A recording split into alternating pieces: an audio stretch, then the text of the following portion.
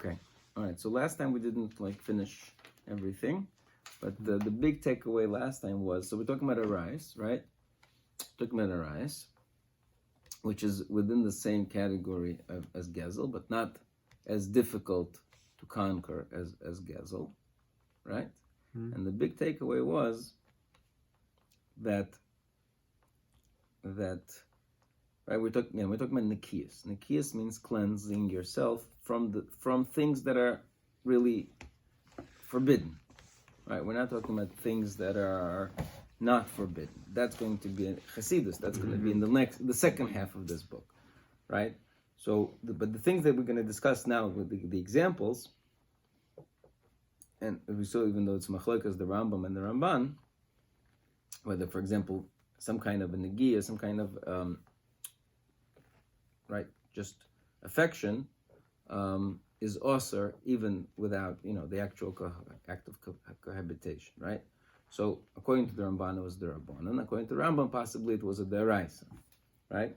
So we thought maybe Ramchal is taking the view of the Rambam, and then towards the end we said no, not necessarily, right? Because he has a different view of what the Rabbanans are, right? Since the Rabbanans are derived from Nazir, or at least in this chapter of life, meaning that the Torah itself showed you this map, that even though this is forbidden, right, the things surrounding it are also forbidden. But I leave it up to the rabbis, to the Chachomim, to decide how far to extend this Isser, right? So it's more than just, really, this thing is forbidden, but listen, guys, make a fence around it so you don't get to this thing.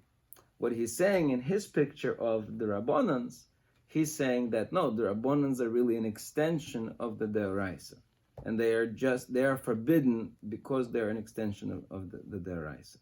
And so that's why you can't be a righteous Jew, right, unless you also cleanse yourself from these areas, right? Even though maybe they're not deraises, right? Unlike Gezel, where we saw that the things that he mentioned in the topic of Gezel, they themselves were deraises, correct? Right? So that's the big difference. It's a very different picture. And also we said, I think towards the end we said that the comparison to Nazir and Arias is a comparison of addiction, right? When it comes to addiction, we have a different, what's the word? We have a different interaction with the thing itself. When we are addicted to something, right, we have a strong desire for it, then it's a different experience, right? It's a different experience. It's always connected. The person who was once an addict, even when he's alcoholics that are once addicts, when even they give up their thing, and they could be off for a long time, they're constantly battling their addiction, right? They still have to go to their AA meetings, and they still have to talk it out. They need a constant reinforcement to deal with it, right?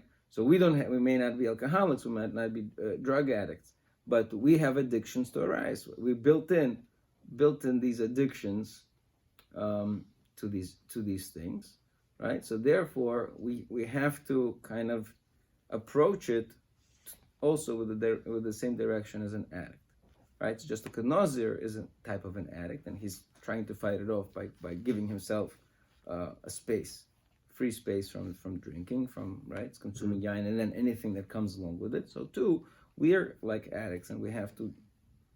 Okay, that was last time, and now what he's going to do is he's going to say that. So let's just start. So let's just continue from a little bit, kind of 2 sentences before. Val zeh haderech. I think that's squeeze. Val zeh haderech osru be'inyan zeh shel ha'arayis. You have that? Yeah. Val zeh haderech. So in this vein, in this way, they forbade. I mean, who are they again? The Chachomim. Be'inyan zeh shel ha'arayis. In this issue of arayis, kol mashehu mimino shel haznos. Anything that is from the mean, from the territory, from the idea of znos, Oy hakora velov, even in something close to it. Iya be'eze chush sheyiya. Whether, from whatever chush, from whatever sense it may be. Dehainu bein b'ma, so whether it's an action, right? And what chush is involved? What sense is involved in action? The answer is, I believe, the sense of touch, right? Is b'maisa. Bein b'ri'iyah, whether it's the sense of seeing. Bein b'dibur, speaking. It's not a sense, but it's a connection. Bein b'shmiya, listening. Ve'afilu b'machshava, and even without any sense, just in thought. Right? These are the things that a person has to cleanse himself in regards to the issue of znos. Right? In general, Rambam is has a very strong negative opinion regarding the sense of touch. Right? The Rambam says that how does it say, the chush ha mishush cherpa hilon, that the sense of touch is embarrassment to us. It's a very lowly level of sense experience. Right? It's touch. Mm-hmm. It's a very physical, very low level of sense experience.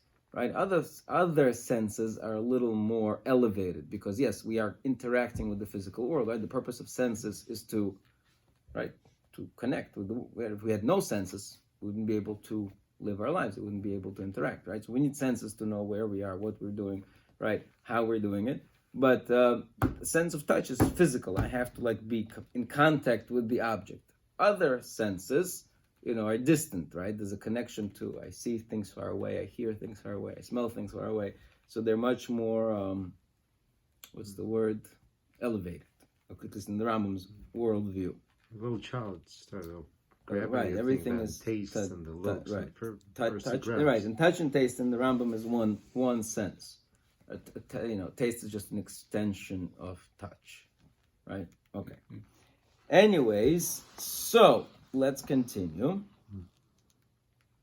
So ve'ata avi lecharaya is now I'm going to prove to you I'll call elim edivreim zechronim lebracha that these things are indeed forbidden. B'masa, when it comes to action, the hainu, what is the action? Not the act itself. That you got rid of in zehirus. The hainu hanegia or chibuk v'kayot. So whether it's touching or hugging, etc. Kvar nizbar l'mayla. Really, I already mentioned above. So I don't need to extend further. Right, b'ri'iyah. When it comes to seeing, omru zechronim levracha yad liyad lo yenakira, based on the pasuk of hand to hand will not cleanse of evil. Kol hameratze moyes miyodo liyodo. Right, if a person just gives to exchange money from his hand to a lady's hand, k'dei lihistakel bo, just to have an opportunity to look at her, right? Lo yenake medina shel gehenim. He will not be cleansed from the judgment of Gehenna. Mm-hmm. Right. So again, this proves that seeing is a problem. That looking is a problem. Again, we'll see in a second. There's different kinds of looking. Why did the Jews of that generation eat kapara? Because they strayed their eyes to erva. Right. This is talking about in the desert in the 40th year when the Midianites with the Bilam. They told them to be mezana, right? So and then the soldiers went to fight, and when they came back from fighting, they brought their carbones, right? They donated gold and jewelry to the Mishkan. So the question is, why did they donate jewelry to the Mishkan? They didn't do anything. That was before them. There was a problem, but they themselves they were pure. They went and he picked the purest men and they went to fight and they were pure. So why did they donate? The answer is it's true. They didn't do anything, but they eyed, right? So they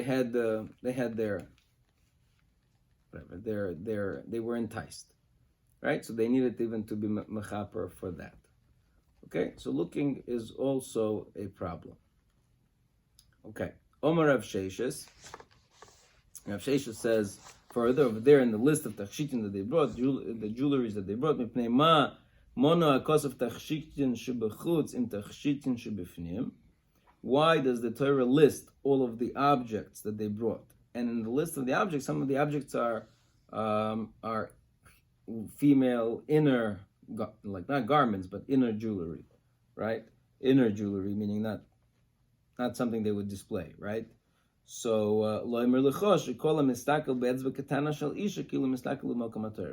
to tell you that anybody who peers, who looks at the pinky finger of a woman as if he's looking at the place itself, right?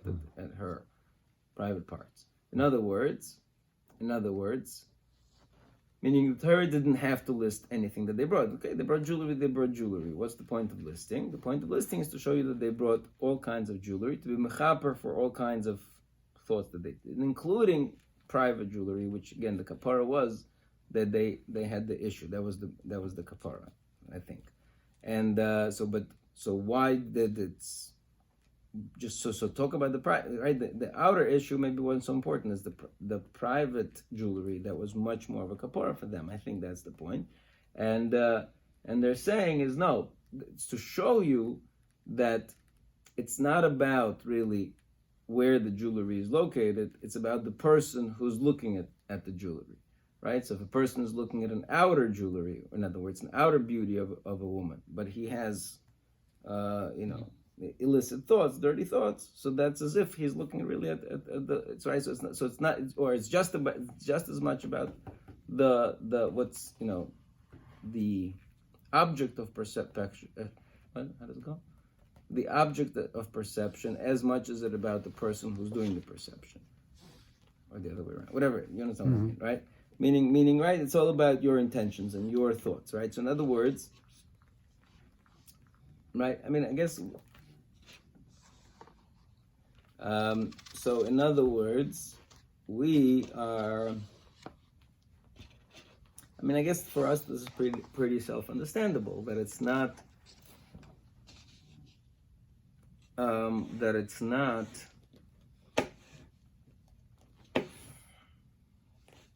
right. That there is a problem in our spiritual experience if we are, what's the word, occupied with this topic, right?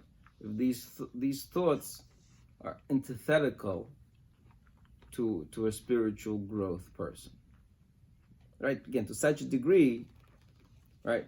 Where does it say in the Torah, don't think about a woman? Where does it say in the Torah, don't fantasize? Where does it say in the Torah, don't look? Right? I mean, we're darshaning now, but it's in Russia, right? Again, these are rabbinical prohibitions, right? These are rabbinical prohibitions. But what he's saying is that no, it's self-understood that these things, because of the way because of the way we interact with these things, they are a blockage to our spirituality. They are not a blockage, they're a damage to our spiritual, whatever it is, elevation. Right? Right? I mean, I think nowadays it's more or less understandable. I mean, maybe not in the world out there, but in our world, right? In our world, in their world, it's a mitzvah. Anyways. Okay. Anyways, and further they said, "V'nishmarta mikol davara." Right. So this is this is a beautiful pasuk, right? This is what everyone wrote this, right? This is again. Let's just read these. Maybe right. So this is from Parshas Kiseitze. This whole, so I'm going to read this, right? It says, Kiseitze machen aleivecho, right? When your camp goes out upon your enemy, v'nim mishmarta mikol davara, then guard yourself against anything bad. Right? What does that mean? Guard yourself in the right? And it talks in the next case. This explains, when you have a man who wasn't pure by night, in other words, he had some kind of an emission, right? So v'yotzel mechutz lamachane, he has to go out of the camp, right? Lo yova el tocha machane, can't be within the camp, right? So tuma, right? The camp has to be, when you go to war, the camp has to be totally pure. Voyo lifneis erev yirchaz b'mayim, he has to go into the mikveh, right? Voyo shemesh yovel el tocha machane, then he could return at night to the camp. Then that's one thing. Then it says v'yati elecho mechutz lamachane, v'yotzel shom mechutz. Then you have to have also place to go outside, to do to take care of physical needs. And the soldiers have to have this. It says a dibble. Apparently, that's a dibble. That's your English for you, okay? A dibble. You have to have a dibble to have together with your accoutrements. Okay, so you have to cover, right? So that you cover your whatever is there, right? Why? Again, all of this is because God is walking along with you in your camp to save you, and to give your enemies before you. And so your camp has to be holy. You should not see any nakedness and go away from you. Right? So that's this very strong sentences here about the purity, right, and the cleanliness of a Jewish war camp, right? Kol shekain, not war camp, right? So, so really, I mean, this whole of Pinchas ben Yair, upon whom this whole book is built, really comes from this pasuk. Gemara says, "Tanu Rabbanan, when yishmarta mikol davara, you should protect yourself from all evil thing. Shelo yiharher odam bayoim, that a person should not think wrong thoughts by day. V'yovel deitum b'layla, and then he'll come to, tuma at night. Mekan Omar Pinchas ben Yair, from here, Pinchas ben Yair says, Torah maybe lezirus, etc., etc., and the whole. So meaning, just like there is a negative chain of events, that this leads to this and this leads to this, there's a positive chain of events. There's this leads to this and this leads to that, right?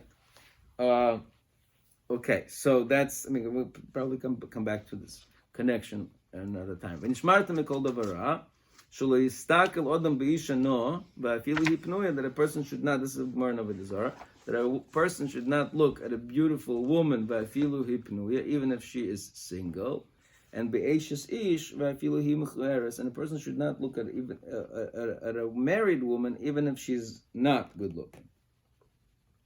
Right? So again, it's just the basics. Just so there is a difference. There's a difference between, So first of all, just before, any kind of looking at a woman, if a person's intention is perverted, then that's already forbidden, right? But even if a person's intention is just, I'd like to admire this, this person, very, simply, like very innocently, right? If the person is a good-looking woman, then that's also a problem, right? Because clearly, I mean, one thing, okay, from an innocent look, it will lead him to have an non-innocent look, and etc. But what if they say, but she's not good-looking? She's scary, right? So what's the problem then? What's the problem? So the answer is, so they were more machmir. So if a woman is a pnuya, right, single woman, then her basic halacha would be, it would not be a problem, because he's not admiring her. He's just,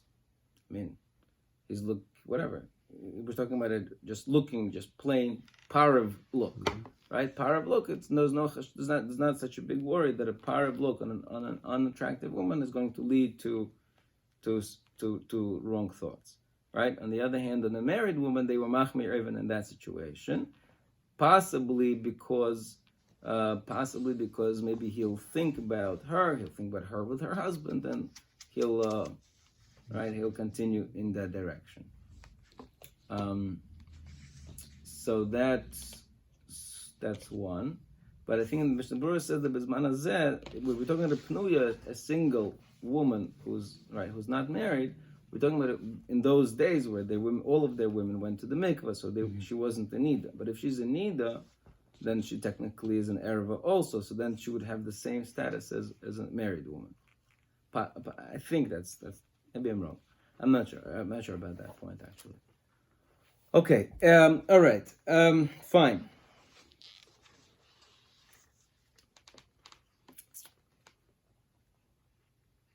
Okay. All right. So that's the bottom line over here. That staring at women, no good. Okay.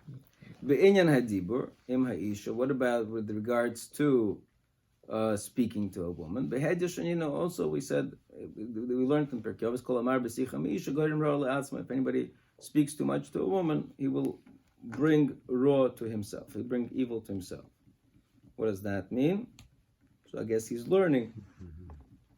How is he learning this?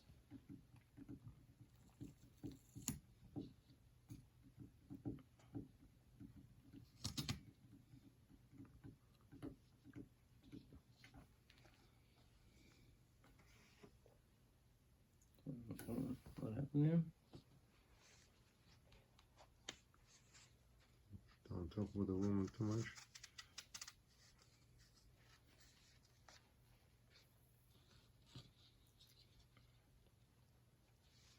Right. Okay. So they're just saying that it builds up. It builds up. Builds up, and that's in general. That the Mishnah over there talks about Bittul Torah, right? In general, those two things are. The Rambam says that if a person wants to avoid the problem of thinking about women and so just occupy his mind with Torah, right? Then if his mind is occupied with learning, he's not occupied with other things, right? So occupation of the mind is, what's the word? The devil's playground. How does it go? An idle Mind is a devil's playground. Right? Okay. All right. Moving on. All right. Ubishmiya omru kol be'isha erva. So with regards to listening, halachically speaking, that kol be'isha erva, that a female voice is considered erva, right? And it has a halachic implications of saying shema, etc. Oid binyan znus hapev oizen dehainu. The hainu hadibur b'divrei aznus o yashmiya ladvorim ha'ela. Right. Furthermore, he says with regards to listening and speaking, right, there's another problem in terms of just what he calls nibul peh, right? Nibul peh, right? We say nivul peh, but it's really nibul peh.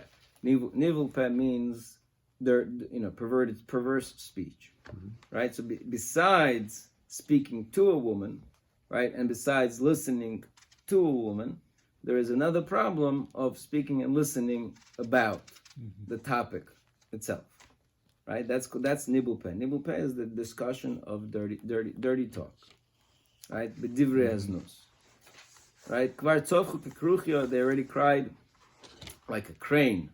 V'omru lo yireh v'cho ervas dover. This that the pasuk says is an ervas dover should not be seen by you. Ervas dibur. That not only ervas dover, but even ervas dibur, right? Even nakedness of speech. Zen nibul peh, that is the perverse speech. V'omru ba'avoin navlus peh tzorois mischat shois. When it comes to the sin of speak dirty talk, tzorois mischat shois, bad things happen. Ubachuri soineim shel Yisrael mesim, and young Jews die. Right? So nivul peh is a very strong aver to such a degree that it brings the death of young, healthy, males, Jewish males. Why so strong? Let's come back to this. Somebody who perverts his mouth, the Gehenna is strengthened for him. We know, everybody knows why Kala goes to the chuppah. But anybody who speaks out, oh look, why, what's going to happen now, and you make wink, wink, joke, right, tongue in cheek, all those comments. So then, I feel gzar din shel shivim shon l'toiva hoifchim lo. Even if he has a gzar din of good 70 years, those will be upturned to bad, right? Just like we have the same idea that somebody who says Ameni Hishma Rabba b'chol koicha with his soul strength. See, if you have been a gzar din of 70 years, that will be turned to good.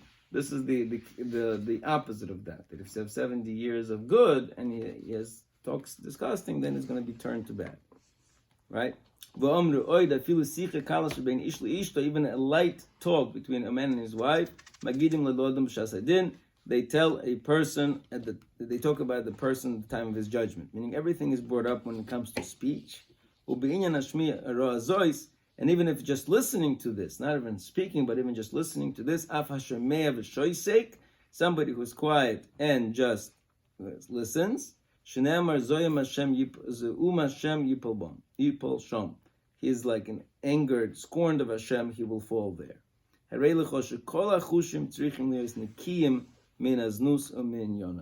Right? So all senses have to be cleansed from znus. Right? So it's not a question of kedoshim. Okay, we'll come back to that in a second. But it's not a question of chasidus. It's not a question of extra credit. It's a question of basic nikiyas from this issue. Right? So why is nivel peh so strong? Right? It's very serious. I mean, it's very scary. Right? Very scary. Again, I mean, I'm not sure. I mean, generally, Gemara speaks with hyperbole, right? I mean, every sin you get a very big punishment for, right? Okay, so, but at the same time, certain specific things, right? So I think, right? So in general, speech is supposed to be an expression of wisdom, right? So if a person uses his speech to express perverseness, right? So then he's using the thing that's right. Meaning, speech is at the end of a long chain of events. A long chain of events. So when it's not, when it's that long chain of events to be disgusting, right? So it's a very serious thing, mm-hmm. And so that was what does it mean? Young males die, right? Young male, we're talking about people who are in the prime of their life, right? They're everything great is supposed to happen to them. Their future is bright, and it's just cut short abruptly, right? That's the idea that it's a beautiful jewelry, a beautiful amazing thing, full of potential, and it's just it's just dirt. So that's where probably the similarity is between those two things. It's not that if you do this, then it's just showing you a picture of how the world works. Okay, so let's see. If a person whispers to you and say, this is a very similar pattern that he has a few times, right? Where there's somebody who approaches you and converses with you, right? We had a few times where, what if somebody tells you this? What if somebody tells you this, right? So here's another example. If somebody whispers to you and says,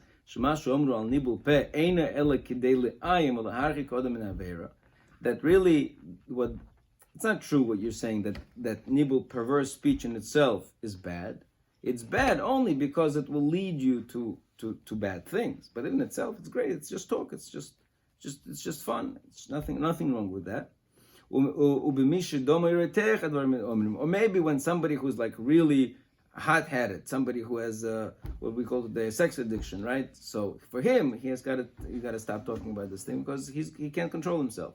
Because when he talks about it, it's going to bring to taiva. And but we just make this a joke. It's just a humor. It's no problem. Love milsahu and there's no problem about it. So you respond to that person. Ad kan divrei yetzahara. These are just words of evil inclination. Kimikra mole. This is a straight pasuk that shehaviyu zechronim levrocha l'rayosam. Al kain al bachurav lo yismach Hashem. With regards to young men, Hashem will not rejoice. Ki kuloi chonef, because all of them are full of chonef, meaning flattery. Umeira and from evil. V'chol peh doiver nevola, and all mouths speak nevola. Right? Nevola. By the way, nevola. What does nevola mean? Why is it called nibul peh? Novel. Mm-hmm. Novel. So novel means novel means a couple of options. What do you think nevola means? So Yisra, when he comes to Moshe Rabbeinu and he tells him that your system is wrong, says you got to change it. It says novel tibol, because if you don't change it, you will surely novel tibol, meaning you will wither away. You will, right? So it could possibly novel comes from withering, from dissolve, right? Something like that. Another possible is like bovel, right? Bovel. They got mixed up, right? So it's you're mixing it up. like perversion is in a sense, right? You are twisting it, right? Perverse, I think, is related to twisting. So it's like twisted. I'm not sure. Okay, fine. Right. So again, back to so he says, you see over here that this pasuk from which we derive this idea that young lads die, it comes from this pasuk in Yeshayahu, right? Hine loy hiskir hakosav hazeh loy avodah zarah. This pasuk does not discuss neither avodah zarah, v'loy gilei rayas, v'loy shvichas damim, not of the three. Ela chanufa, rather flattery, v'loshen hara, v'nibul peh, right? Kula mechatas hapeh b'dibur. Only purely sins of the mouth and speech. It's upon the result of these sins that the gzeir comes out.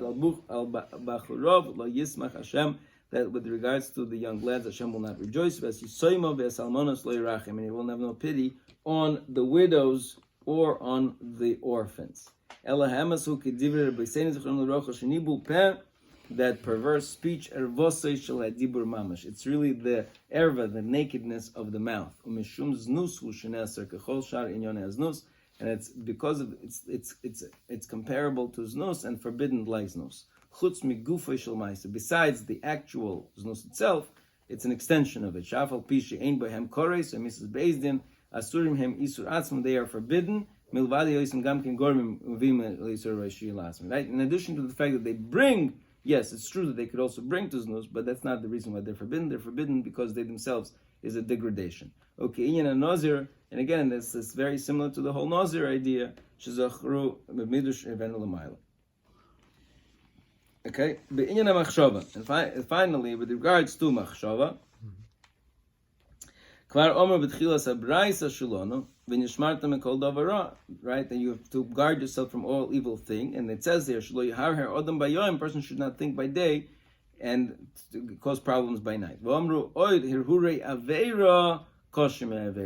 that, the Gemara says in Yuma that thoughts with regards to Avera is even worse than the Avera itself. Now, how is that? Why would thoughts regarding Avera, right? Why is fantasizing worse than the act itself? Right? Chase is better than the catch? Possibly, right? Possibly. Yeah, okay. Right, but also, I think to some degree, I mean, right, when the act is physical, right? So the damage is also, it's very physical. It's true that it extends down the chain of human being is a tree, right? It's a ladder that stands on the ground and reaches to Shemaim. And so everything we do has effect not only here, it also has effect everywhere. But at the same time, when the problem is mental and spiritual, so the damage is instantly kind of shoots to Shemaim. Right, and that's how I understand it. Omikron, what? And also maybe after, let's say you want pork, why you eat the pork right away? Why did I do it? So we have two at the spot, but fantasize, it's never gonna fit you. Right, the tshuva is very hard. It will not follow. Right, that's the akev, right? Like I never did anything. Right. Omikron Molei, who again? It's a complete pasuk to Evas Hashem Achshavas Ra. The abomination of God are evil thoughts. Good. V'hinei dibarnu mishnei gufei averis chamura shebnei odom kroivim likoshel be'anfeihem mipnei rubim shel anofim. These are the things that people. These are two big averis that people generally stumble with. Why? Because there are just so many branches. V'rov nitiyas liba shel odom b'tayvos alehem, and also because of a person's heart strays towards their desires. Okay, so that's v'amadrega shlishas achar hagezel arayas. So if we're continuing in that idea of desires, the next thing is forbidden foods. Mm-hmm. Forbidden foods. Okay, so which forbidden foods is he talking about? Right? I mean, we're pretty easy, right? We have OU, we have everything. We should be good. Right? Let's see. Sorry.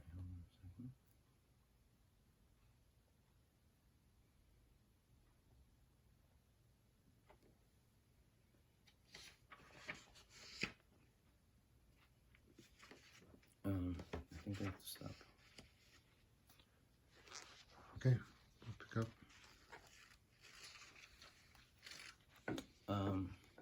Okay, yeah, we're gonna have to stop.